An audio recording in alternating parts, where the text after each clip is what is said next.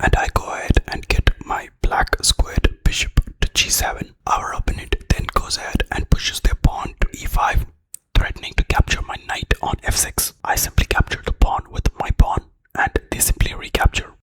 And at this moment, the first exchange of the game happened, and that was the queen. I went ahead and captured my opponent's queen, and they recaptured with their knight. They got their knight to d1. Now, the reason I went ahead and captured their queen is usually when the queen is up for the taking, you can go ahead and capture it if it's right next to the king. And the reason why is because you will force their king to get out of the position and recapture your queen. But in this scenario, they recaptured with their knight because they had their knight placed on c3, which I did not notice. However, that was the first crazy exchange of the game. Let's go ahead and see how it goes on. Now in this scenario, my knight was under attack, so I went ahead and got it to safety. I got it to d5. Our opponent got their white squared bishop to c4, threatening to capture our knight, and I get my white squared bishop to e6, protecting my knight. Our opponent goes ahead and simply castles. I then develop my knight to c6, just getting it to the center, and our opponent get their black squared bishop to g5. In this scenario, I realized that their e5 pawn was double attacked by our knight and by our black squared bishop. So I thought, why not capture it? So I went ahead and captured it with our knight. And the next crazy exchange happens in the game where our opponent captures our knight with their knight, and we recapture with our black squared bishop. Now, the exchanges don't stop here. Our opponent immediately goes ahead and captures our knight on d5 with their white squared bishop, and of course I recapture with my white squared bishop. Now you might understand why I said that this was one of the most craziest games I've played in recent times. It's because of how many exchanges that took place in the first few moves, and of course they were all equal trades. But regardless, let's see how this game turns out. Our opponent gets their knight to e3, threatening to capture our white squared bishop. I simply go ahead and castle, and in the process I have protected our white squared bishop with the rook, and by doing this I have hung the e7 pawn, and it is not being defended by any other piece. So our opponent went ahead and captured that pawn. In this scenario, they were threatening to capture our rook, but it was defended by the king and our other rook, so I did not bother much about it. I went ahead and moved our white squared bishop out of danger, and I got it to c6, and our opponent goes ahead and makes another crazy exchange, and they simply capture our rook for no reason, and I simply recapture. Our opponent then goes ahead and pushes their c pawn to c3, and I get our rook to d2, threatening to capture the pawn on b2. Our opponent simply gets their knight to c4, protecting that pawn, while also threatening to capture our black squared bishop, while also threatening to capture our rook on d2. Now here, I should have realized that I am being double attacked, and I should have gotten my rook to safety, but I ended up getting my rook to e2 and protecting the black squared bishop. But I failed to realize that if our opponent gets their rook from f1 to e1 and attacks our rook, then we are pretty much cooked, since we would not be able to defend our pieces once that happens. Maybe there are possible moves to save our piece even when that happens, but I should have realized at this point, and I should have gotten it out of trouble. Regardless, once I got my rook to e2, my opponent immediately got their rook to e1, and at this point I knew I was pretty much screwed.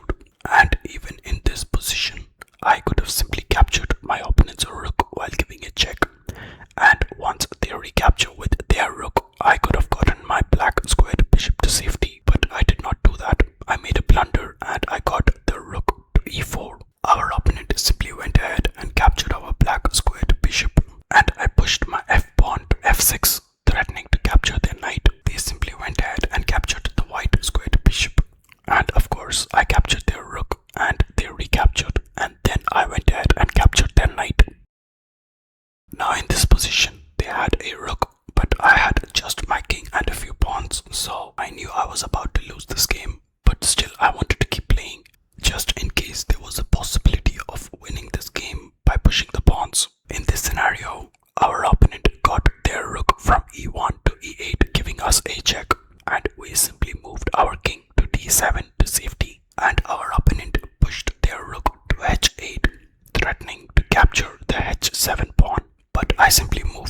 ran ahead and got it to safety, and then our opponent went ahead and got their rook to h7, giving us a check once again. I simply got the king to safety, and once I did this, our opponent went ahead and pushed their rook to h6, threatening to capture our g6 pawn. And since there was no way to defend this, I thought might as well at least defend the f6 pawn, and I got my king closer.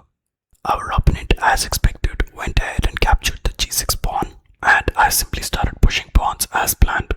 Our opponent then gets their rook to h6, threatening to capture the h5 pawn, and since there was no way of defending it, I simply went ahead and got our f6 pawn to f5. As expected, our opponent went ahead and captured the h5 pawn, and I simply pushed the king ahead to e4, getting it to the center of the board. Our opponent then pushes their own h pawn to h4 with the plans of promotion. I simply get our king closer to their pawn chain by getting it to d3. Our opponent went ahead and captured the f5 pawn, and I went ahead and pushed our king to c2. At this moment, our opponent started pushing their pawns, and I simply started capturing theirs. And they pushed it further, and I captured another pawn, and they go ahead and push their pawn once again, and I once again get the king closer to their pawn in order to capture it.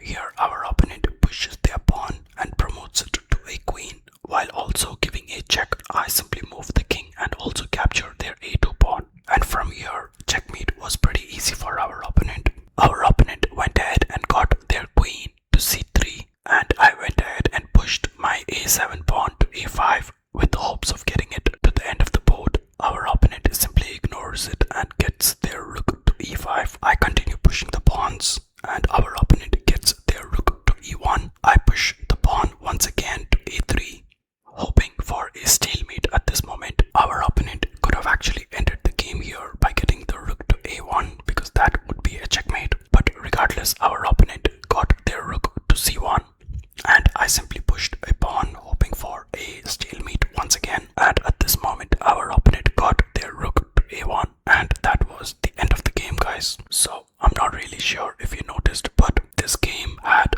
a lot of pointless exchanges. But in the end, I made one blunder, and all the advantage went to our opponent because all the pieces were already exchanged. Usually what happens in games is that people first wait to get an advantage in the game by being a piece up, and then they start exchanging pieces because then that would benefit them. But in this scenario, the opposite happened, where our opponent first exchanged a lot of pieces, and then I made one blunder, and that led to their victory. Anyways, hope you guys enjoyed the video. See you guys in the next one. Bye bye.